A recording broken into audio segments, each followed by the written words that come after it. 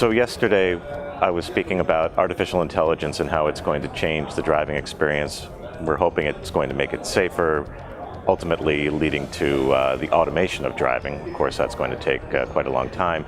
But also artificial intelligence will be influencing the experience of driving, getting information as you need it, as you require to have a safer, contextualized experience and a personalized driving experience. So there's increasingly a recognition in the industry that all vehicles will be connected, which again will radically change how we look at driving. Any car could be a shared car. Every car will be networked with other cars, communicating with other cars, communicating with infrastructure. And this, again, changes the driving experience. Hopefully, it's going to make it a safer, more pleasing experience, and also deliver critical information to you and help you understand what's happening around you, and hopefully de-stress you as a driver so that you're very well informed about what's coming on the road ahead.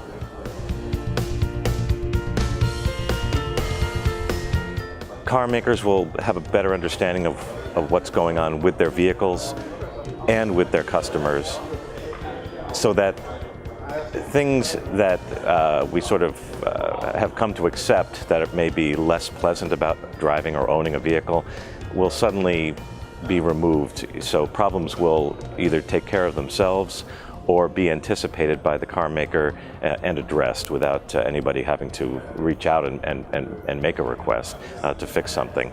And the information you need will arrive unexpectedly, perhaps. And again, it would just make it more pleasing to get into that vehicle, because we're going to have more mobility options in the future, so car companies need to compete to keep people using cars and keeping cars relevant to the transportation infrastructure.